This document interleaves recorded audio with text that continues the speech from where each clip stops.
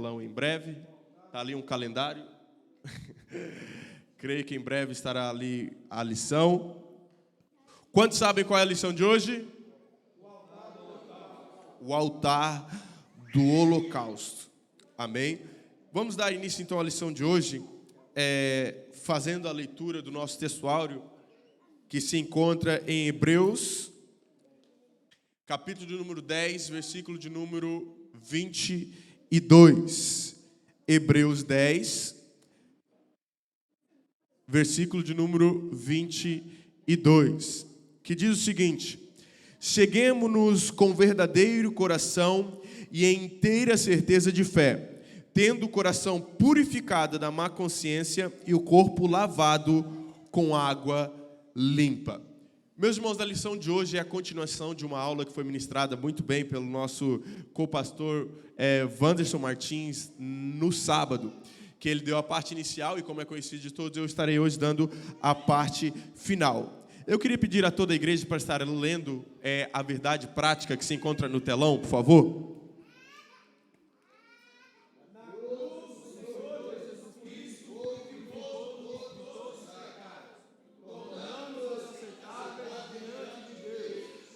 Aleluia.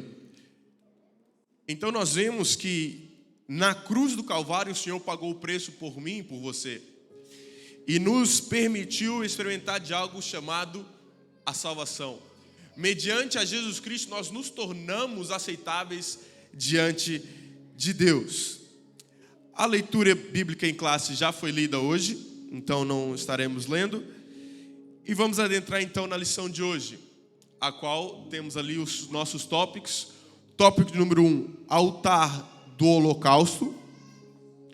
O tópico de número 2, as 4 pontas do altar e o sentido da redenção. E o tópico de número 3, o altar do holocausto é uma imagem de Cristo. A aula que eu estarei dando hoje é precisamente sobre o tópico de número 3. O altar do holocausto é uma imagem de Cristo.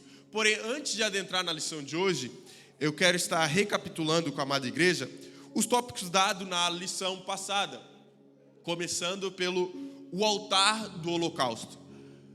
Nós precisamos entender que o termo holocausto, ele vem de um prefixo hebraico que significa aquilo que sobe ou ascendente. Então nós descrevemos isso como uma oferta consumida no fogo. E nós vemos que toda oferta ou falando então numa linguagem mais atual, todo churrasco, quando é feito, a fumaça ela sobe. Então da mesma forma eram os sacrifícios. Quando os sacrifícios eram oferecidos ao Senhor, aquela fumaça que subia, a fumaça do holocausto, ela exalava um cheiro especial que subia pelos ares. Nós precisamos entender então isto que está aqui hoje. Holocausto, holos mais caio. A palavra holocausto ela vem do grego, que ali está representado pela cor preta, holocauston, que significa holos mais caio. Holos significa completo, e a palavra caio significa eu queimo. Então, holocausto nós entendemos que é algo totalmente queimado. Essa palavra ela era originalmente aplicada para designar alguns sacrifícios para Deus, no qual a vítima era queimada. Na atualidade, nós sabemos que a palavra holocausto, ela é mais conhecida e mais entendida quando se fala do massacre do povo judeu ali na Alemanha, no ano de 1948. Porém, nós vemos que a palavra holocausto, ela foi originada da Bíblia, há muitos anos atrás. E a palavra holocausto, o termo, ela provém do vocabulário hebraico olá, O-L-A-H, que significa, como eu disse, ascender ou ir para cima. Então nós vemos que o método do holocausto era realizado precisamente com o objetivo de chegar ao trono de Deus. Antigamente nós tínhamos o altar do holocausto, hoje nós temos o altar do Calvário. Antigamente as pessoas necessitavam oferecer sacrifícios queimados para alcançar a misericórdia ou perdão de Deus. Hoje, por meio de Jesus Cristo, nós já alcançamos esse perdão. Curioso é relatar que o altar do Calvário foi um sacrifício vivo. Como assim? Nós vemos que as ofertas feitas no altar do holocausto, elas eram mortas. Elas eram mortas, depois queimadas. Mas Jesus Cristo, ele foi um sacrifício vivo. Porque é possível haver um sacrifício vivo? É possível, porém, houve e só haverá um. Porque Jesus Cristo, ele morreu, então ele se tornou um sacrifício. Mas ao terceiro dia, ele ressuscitou e está vivo. Por isso ele é um sacrifício vivo. É impossível para mim ou para qualquer animal, para qualquer outra pessoa ou denominação dizer que eles têm um sacrifício vivo. É impossível. Porque algo que é sacrificado, ele tem que ser morto. Hoje, nós nos tornamos sacrifícios vivos como? Matando a nossa carne diariamente. Diariamente, nós vamos nos tornando um sacrifício vivo para o Senhor. Altar do holocausto, primeiro subtópico do ponto de número 1. Nós entendemos que o altar do holocausto, então, é um símbolo que aponta diretamente para o Calvário. Na antiga aliança, nós vemos que o povo, para alcançar misericórdia, perdão, restauração, redenção pelos seus pecados, era através do altar dos holocaustos, através das ofertas, dos sacrifícios. Porém, no Novo Testamento, na Nova Aliança, o Calvário é que é o símbolo da salvação, o símbolo da remissão dos nossos pecados. É o símbolo que demonstra Cristo se entregando em nosso lugar para saciar a justiça de Deus. Então nós precisamos entender que no Antigo Testamento, o altar do holocausto era o símbolo que saciava essa justiça de Deus. Saciava de forma que nós não fôssemos consumidos. Então as pessoas, elas traziam o seu sacrifício para o Senhor. Tudo na antiga aliança dependia do homem. O homem tinha que oferecer sacrifícios ao Senhor. O homem tinha que trazer ofertas ao Senhor. Mas na nova aliança, a partir de Cristo, o conceito muda. Tudo depende de Cristo. Nenhum glória a Deus. É porque nós precisamos entender que se tudo dependesse de nós hoje em dia, não vou dizer 100%, mas a iniquidade no mundo, ela vai se multiplicando com os anos. Então nós precisamos entender que se tudo dependesse do homem nos dias de hoje, 99% da humanidade não existiria. Hoje nós estamos aqui pela graça do Senhor, pela misericórdia de Deus. Porque antigamente, mediante aos seus pecados, mediante as suas transgressões, nós conhecemos aqui as histórias dos sacerdotes que foram consumidos por apresentarem fogo estranho. Nós conhecemos as histórias aqui das cidades que foram destruídas devido à sua iniquidade e ao seu pecado.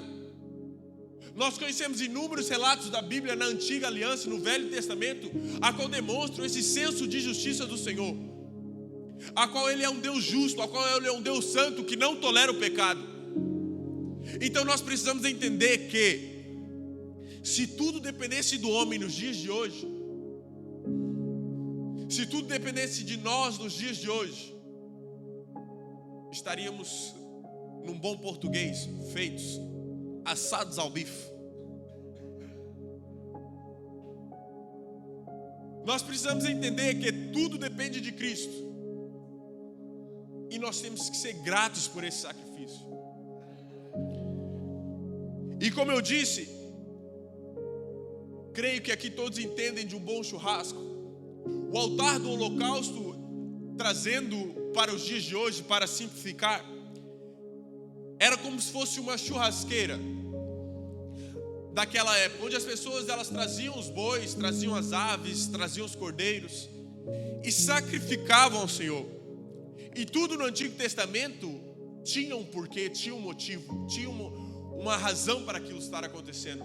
Tudo no Antigo Testamento era feito de uma forma simbólica,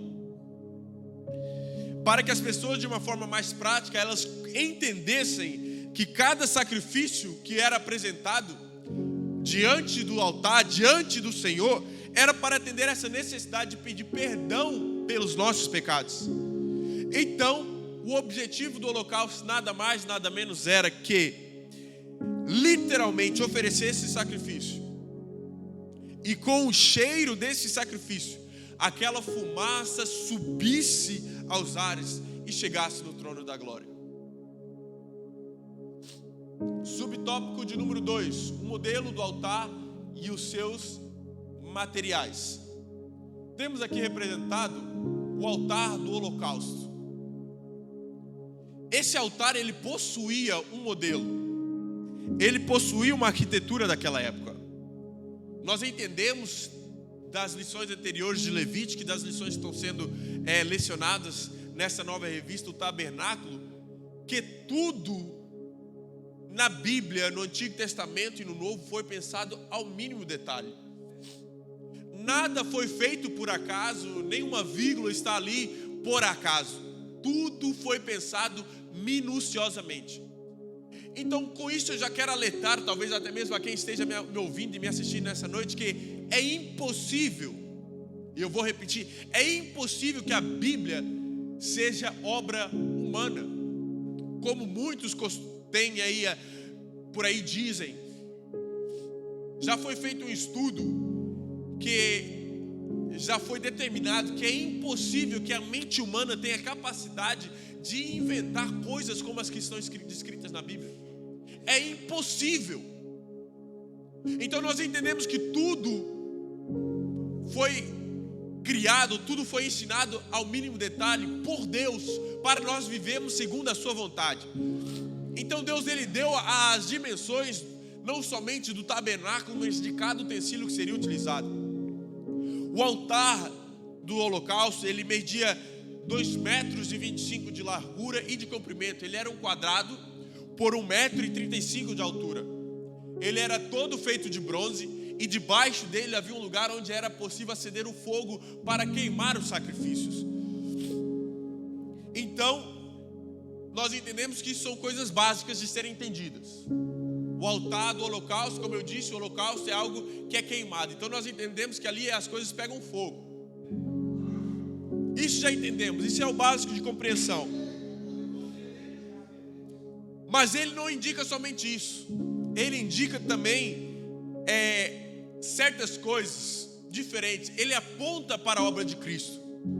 O altar do holocausto no Antigo Testamento indica a salvação. Através desse altar, através dos sacrifícios oferecidos nesse altar, as pessoas alcançavam a salvação e o perdão pelos seus pecados. Na obra de Cristo, ele indica o caminho da salvação. Em 1 João 1,29, o próprio João diz que Jesus é o cordeiro que foi oferecido no holocausto. Jesus é o cordeiro que tira o pecado do mundo. Não é o holocausto, não é o altar do holocausto, não sou eu, não é o ministério ADEF. Jesus Cristo é o cordeiro que tira o pecado do mundo. Nós precisamos entender, porque hoje em dia nós vemos muitas pessoas, muitos ministérios tentando mudar as pessoas, mudar a mentalidade das pessoas na força do braço.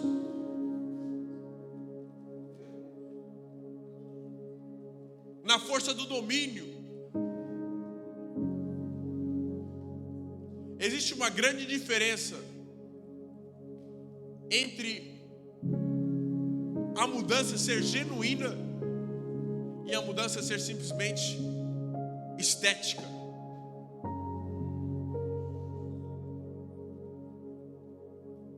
Nós precisamos entender que o holocausto, ele aponta o caminho da salvação. Mas e para quem que aponta o holocausto? O altar do holocausto? Nós aprendemos que desde o tabernáculo, quando todos os utensílios que haviam dentro do tabernáculo apontam somente para uma, entre aspas, pessoa, Cristo. Então o altar do holocausto, ele indica o caminho da salvação. Mas a salvação nós só adquirimos através de Cristo. A salvação vem através de Cristo. Nós vemos ali, eu coloquei esta seta para representar aqui o que eu irei falar agora. Nós vemos que no altar do holocausto haviam essas pontas, esses chifres. E existe outra coisa que nós precisamos entender através desse altar na obra de Cristo. Na ponta do altar do holocausto existia uma espécie de chifres, pontas, que representavam no Antigo Testamento uma espécie de autoridade, força e proteção. Interessante que o fogo, ele arde lá dentro onde existe proteção, poder e autoridade. Onde existe desgoverno, onde não existe honra, onde o povo banda voa para qualquer lado, não são protegidos, não são guardados, é impossível o fogo queimar. Por que eu estou dizendo isso? Porque hoje nós vemos muitas igrejas com libertinagem, tratando as coisas de forma bem aberta.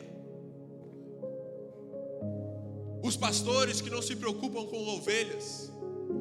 Ovelha desaparece uma semana, 2 semanas, 3 meses, nenhuma ligação, nenhuma mensagem. Obreiros que não respeitam os pastores, liderados que não respeitam seus líderes, não respeitam a autoridade imposta por Deus, porque toda a autoridade, toda a liderança dentro da igreja, dentro do ministério, é imposta por Deus. Foi o pastor presidente que mudou, foi o pastor presidente que colocou. E quem que direciona a vida do nosso pastor presidente? Eu já conheço aquele homem por um bom tempo, e confesso em cima deste altar que muitas vezes houve coisas que eu olhei e falei: não estou entendendo nada, será que isso vai dar certo? Mas será que é possível? Não faz sentido. Passa nem 2 dias, nem 3 dias, nem 1 mês, está lá a prova do que ele já tinha falado. Então isso é o que? Uma pessoa direcionada pelo Espírito Santo, direcionada por Deus. E como eu disse, nenhum lugar pode queimar, nenhum lugar pode pegar fogo sem houver proteção, autoridade.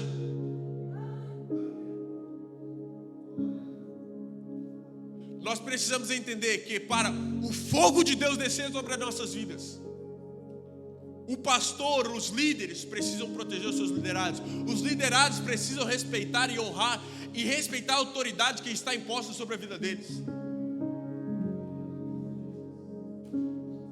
O altar do holocausto representa claramente Cristo. Porque através desse altar nós somos protegidos. Através desse altar nós temos força para lutar as batalhas do dia a dia. Através desse altar nós temos autoridade. Autoridade não é força do braço, autoridade espiritual, para que nenhuma doença possa dominar a nossa vida, nenhum demônio, nenhum espírito possa trazer contenda dentro das nossas famílias. Então o altar do holocausto representa claramente Cristo. E essas pontas, esses chifres na volta do holocausto, em seus 4 picos, nas suas 4 arestas, representam precisamente isso: força, autoridade e proteção.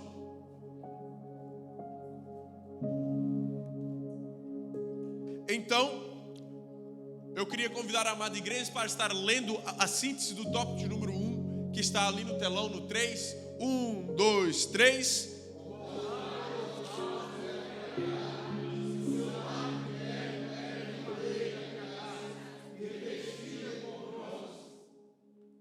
Então nós entendemos que, como o nosso pastor presidente muitas vezes diz, muitas pessoas podem olhar até para o ministério ADEF e dizer: nossa, vocês são muito quadrados, vocês são muito antiquados, tem que ser mais flexível, tem que ser mais moderno, tem que ter mais isso e mais aquilo. Só que nós vemos que o altar do holocausto ele era quadrado. Precisamente nós precisamos entender, aqui falando um pouco agora de geometria, um ciclo, quando ele é colocado sobre uma superfície plana, ele não fica parado, ele não fica firmado, ele vai rolando, rolando, rolando, rolando, até cair. Agora, um quadrado, tá aqui, não é um quadrado, mas é um retângulo, é quase a mesma coisa. Eu coloco ele sobre essa superfície, está firmado. Posso balançar aqui o púlpito, que ele não se mexe. Posso fazer vento, ele não se mexe. Por isso o altar era quadrado. Nós entendemos, através do curso básico de teologia dado pelo nosso SECRE, da nossa convenção, que o Antigo Testamento valida o Novo e o Novo valida o Velho. Então, desde os primórdios, desde Êxodo, desde Gênesis até Apocalipse, um se complementa o outro. E nós entendemos que para estar firmado na rocha que é Jesus Cristo, nós precisamos ser quadrados. Nós não podemos dar espaço para essas modernidades que há aí fora. Deus, ele traçou um projeto para o seu povo ser santo, para o seu povo ser puro, e nós precisamos entender que essa pureza, essa santidade se mantém até os dias de hoje. Deixa ser quadrado. Amém? Aleluias. Tópico de número 2: as 4 pontas e o sentido da redenção. Vamos falar aqui então sobre as 4 pontas, a qual eu acabei de dar uma breve introdução neste momento. As 4 pontas e a propiciação. Para entender isso, precisamos entender o que significa propiciação. Propiciação, meu Deus. Segundo o dicionário, significa tentar obter de alguém sua boa vontade, torná-lo favorável, aplacar sua ira com sacrifícios. Então nós vemos que nas escrituras o sangue do sacrifício era de um animal inocente, imaculado, sem mancha, puro. Quando o sacerdote ele imolava o animal e retirava o sangue no altar de 4 pontas, ele apresentava oferta pelos pecados do povo. Isso é uma propiciação. Ou seja, é um modo de readquirir o favor de Deus. Só que para nós readquirirmos o favor de Deus, não pode ser através de coisas com impurezas, sujas, com pecado, com manchas. Tem que ser puro e santo, imaculado, inocente. Então nós entendemos que o evento em si, do holocausto, era algo designado para apaziguar a ira de Deus sobre o povo, a fim de que a justiça de Deus e a sua santidade fossem satisfeitas. Deus é um Deus santo, um Deus puro, um Deus justo, e Ele exige o mesmo do seu povo. Ele é um rei soberano que exige que o seu povo viva em santidade, em pureza.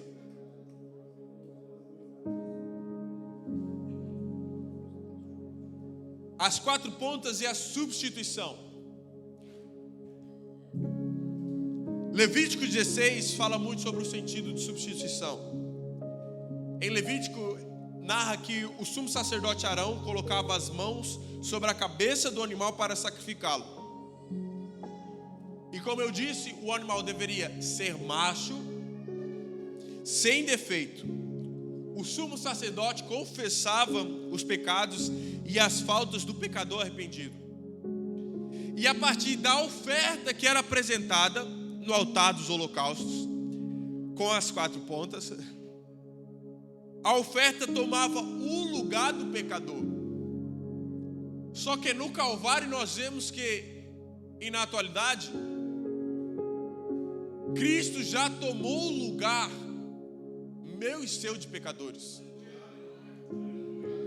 E foi exatamente assim que Jesus, inocentemente, imaculado, puro, santo, inocente, levou sobre si a nossa culpa e oferecendo-se na cruz em nosso lugar.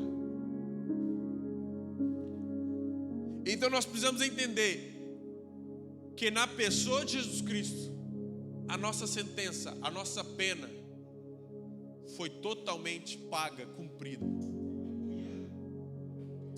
Aleluia. As 4 pontas e a reconciliação. O altar era um lugar, um símbolo da reconciliação de Deus com Israel. Além de todos esses tópicos que nós já estamos falando, já foi falado, era também um lugar de reconciliação de Deus com o povo de Israel. Como eu disse, a vítima inocente era completamente queimada e consumida, o sangue colocado na pia de bronze, a qual nós iremos falar na próxima lição, e encaminhado ao lugar santíssimo, o qual depois era asperjado sobre o propiciatório. Então nós precisamos entender que esse rito, esse ritual, nos leva à cruz como o único lugar onde nós podemos nos reconciliar com Deus. No Antigo Testamento, o pecador se encontrava com o Senhor mediante ao altar do holocausto. No Novo Testamento, o único lugar onde o pecador pode se encontrar com Deus, pode ter um reencontro com Deus, é diante de Jesus, a fim de que Deus possa nos perdoar e nos reconciliarmos com Ele. É através de Jesus Cristo. As 4 pontas e a redenção. A primeira coisa que precisamos entender é que a palavra redenção, ela nos fala sobre a libertação da prisão do pecado. Então nós entendemos que a redenção é o pagamento de um preço pelo resgate de outra pessoa. Então nós entendemos o quê? Que o preço foi a morte de Cristo na cruz, pela minha e pela sua redenção. Amém? Síntese do tópico de número 2. Queria pedir à igreja para estar lendo. As 4 pontas do altar trazem o significado de propiciação, substituição, reconciliação e redenção. Aleluias. As 4 pontas do altar, como foi explicado aqui agora, traz o significado de propiciação, substituição, reconciliação e redenção. Então nós adentramos na lição de hoje. O altar do holocausto é uma imagem do Calvário. Primeiro subtópico do tópico de número 3 da lição de hoje. Como nós vimos, no altar do holocausto, as vítimas inocentes eram sacrificadas no lugar dos pecadores. Segundo o Antigo Testamento, confirmado no Novo, a qual diz em Hebreus 9:22, quase todas as coisas, segundo a lei, se purificam com sangue, e sem derramamento de sangue não há remissão. Então nós entendemos que isso foi um cumprimento daquilo que acontecia no Antigo Testamento. segundo a lei, se purificam com sangue, e sem derramamento de sangue não há remissão. Então, nós entendemos que na cruz do Calvário, onde Cristo verteu até a última gota de seu sangue por nós, foi cumprido de uma vez por todas tal realidade descrita na Bíblia. O Cordeiro de Deus, o Filho unigênito, foi sacrificado por amor a mim e por amor a você.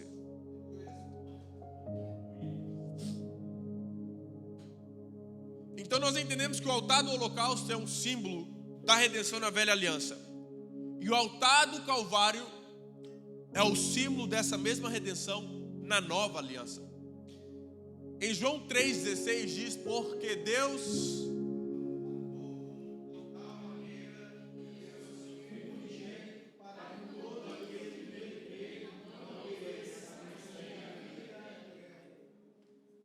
é um versículo universal que está na boca de todo cristão. Talvez eu nem precisasse, se eu dissesse João 3,16, muitas pessoas não saberiam qual era. Para memorizar a passagem específica onde está localizado, eu também tenho dificuldade. Porém, eu só iniciei o versículo e toda a igreja terminou. Então por quê? Porque isso é conhecido de todos. Deus amou o mundo de tal maneira que entregou o seu Filho unigênito, para que todo aquele que nele crê não pereça, mas tenha vida eterna. Então Cristo, ele se oferece como esse símbolo de redenção. Ele se oferece para redimir os nossos pecados, para saciar a justiça de Deus. Cristo morre em nosso lugar. Porque nós precisamos entender que as chibatadas, a coroa de espinhos, o vinagre lavando a nossa carne, lavando a nossa pele, o derramamento de sangue era para nós. Tudo isso que Cristo sofreu era para nós. Hoje em dia nós podemos entrar em qualquer tribunal em que o réu está sendo julgado. Se ele é inocente, ele é liberado.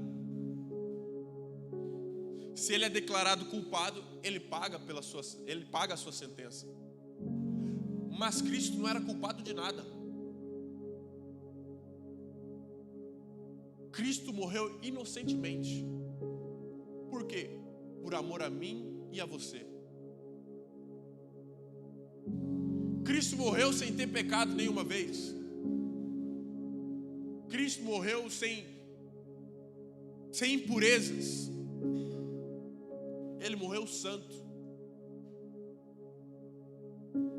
E mesmo assim, Ele morreu por mim e por você, sem ter culpa de nada. O lugar de punição ao pecado. O Calvário, ele nos demonstra aquilo que eu acabei de relatar aqui. Nós não merecemos a graça. Demonstra que nós não somos merecedores, mas que Ele nos amou. O altar do holocausto, ele mostra que todo ato pecaminoso deveria ser punido.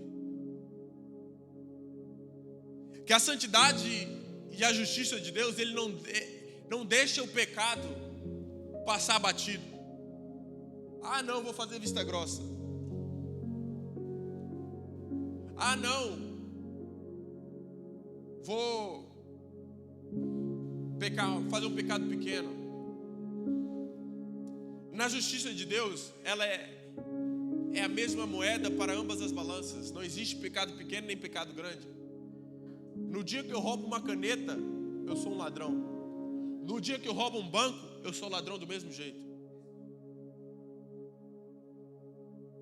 E a justiça de Deus, ela não olha o tamanho do pecado. Pecado é pecado. O que tem tamanho é a consequência, o castigo que nós iremos sofrer. Agora, pecado é pecado, meu irmão. Hoje em dia as pessoas tentam relativar isso. Ah, não, é um pecado menor.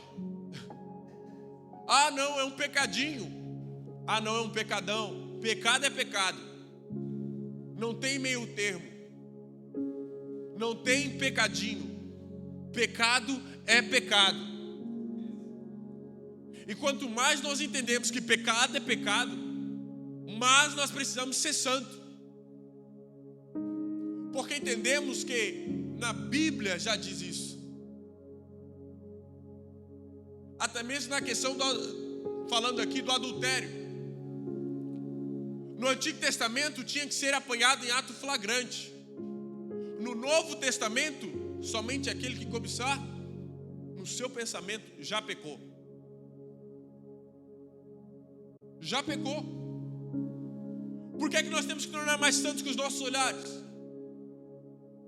Com as nossas mãos, com os nossos pés, com as nossas vestes, com a maneira que nós andamos? Porque pecado é pecado, não há meio termo. Não há meio termo. Infelizmente, nos tempos atuais, essa é uma mensagem que raramente é pregada ou ministrada nas igrejas. De como existe, de quão grave é o pecado em nossas vidas e como Deus se ira com o pecado. Hoje em dia, nos tempos atuais, é mais pregado sobre a graça, sobre a misericórdia, sobre as bênçãos, coisas reais e que existem e que acontecem em nossas vidas. Mas nós precisamos também entender a gravidade do pecado em nossas vidas. Nós não podemos deixar que o sacrifício de Cristo na cruz do Calvário se torne em vão, se torne algo inútil em nossas vidas.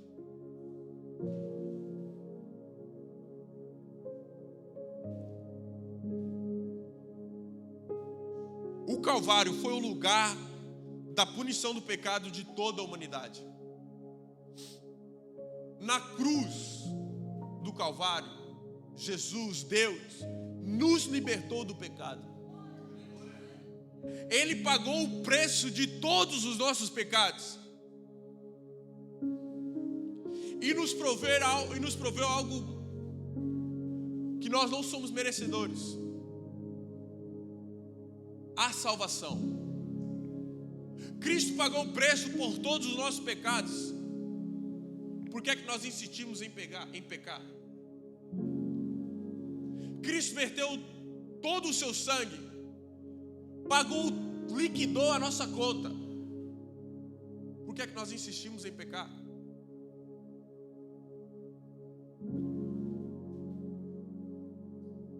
Nós precisamos entender, a salvação eficaz de Cristo acontece quando nós deixamos de pecar. Por quê? A salvação, ela traz vida. Porém a Bíblia diz em Romanos 6:23, porque o salário do pecado é a morte. O salário do pecado é a morte. Mas com o dom gratuito de Deus é a vida eterna por Cristo Jesus, nosso Senhor. O salário do pecado é a morte. Então, quando nós pecamos, nós ainda recebemos algo em troca. Um salário, que é a morte. Mas de forma gratuita, nós temos acesso à vida eterna. Nós precisamos entender que santidade não é algo difícil. Manter puro não é algo difícil. Difícil é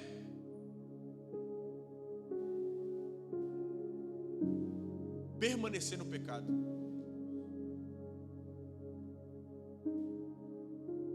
A santidade, nós precisamos entender que nós não somos, nós estamos vivendo na terra, mas nós não nascemos nela. A santidade, ela faz parte do nosso íntimo ser, é a nossa natureza.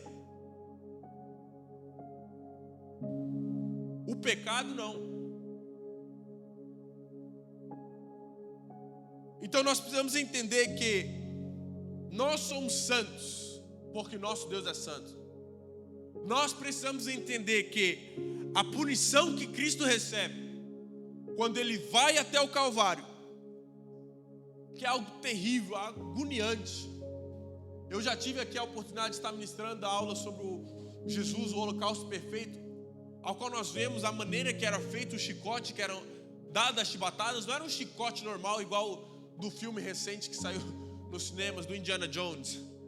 Não é um chicote normal, é um chicote que, além de ser comprido, ainda tinha ossos com chumbo espalhado por todo o chicote, a qual perfurava e no que batia, no que voltava, rasgava, dilacerava a carne de Cristo e de todos que levavam aquelas chibatadas. Foi um sofrimento agoniante. Mas essa punição, como eu já disse, era para ser nossa. E mesmo assim, Cristo se ofereceu.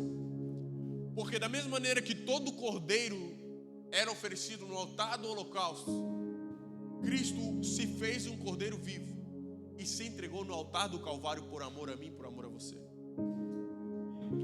Cristo é o cordeiro que tomou o nosso lugar. Terceiro, o lugar da esperança. Posso ouvir um glória a Deus por isso? O lugar da esperança. 2 Coríntios 5,17 diz o seguinte: assim que se alguém está em Cristo, nova criatura é. As coisas velhas já passaram, eis que tudo se fez novo. A Bíblia demonstra para nós que o holocausto também é um lugar de esperança. Da mesma maneira que o tabernáculo em meio ao deserto era um lugar de esperança para o povo, assim era também o holocausto. O holocausto é um lugar de esperança porque nós não merecíamos estar ali. Nós não merecemos estar ali, mas precisamos estar ali. Então, pela misericórdia do Senhor, nós temos acesso. O holocausto, ele demonstra essa esperança de remissão dos nossos pecados, de perdão, de acesso a Deus. O Calvário, ele demonstra esse acesso a partir de Cristo. Se hoje nós estamos bem com o Senhor, se hoje nós temos acesso a Deus, é por causa de Cristo. Se hoje nós temos acesso aos céus, é por causa de Cristo. E isso traz esperança. Cristo é essa esperança em nossas vidas. A esperança de dias melhores, a esperança de dias vindouros, de um futuro mais promissor. Cristo é a nossa esperança.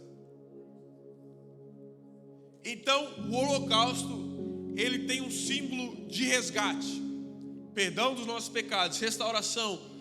E no Novo Testamento é o Calvário, é a cruz que Cristo carregou. Cristo na cruz, Ele é o símbolo da nossa salvação. Ele é a nossa esperança. Amém?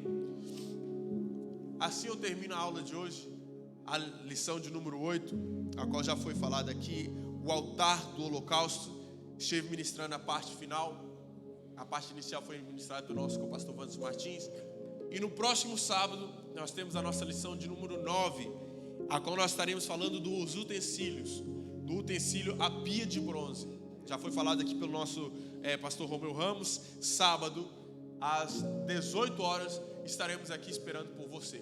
Não fique de fora, as aulas têm sido extraordinárias. No livro de Levítico, nós abordamos no contexto geral do tabernáculo, das ofertas, dos pães da proposição, de tudo que havia lá dentro. Agora, nessa nova lição do tabernáculo, nós estamos esmiuçando o que há dentro do tabernáculo, o que havia, o que representava, o que significava. Amém? Então, se você porventura ainda não assistiu a lição de número 8, parte inicial, volte um pouco para trás, assista às lições de Levítico para estar por dentro dessas lições do tabernáculo. Amém? Assim eu agradeço a oportunidade que me foi dada. Quero estar passando aqui para o nosso pastor local, pastor João Paulo Moreira, que estará dando continuidade ao culto desta noite.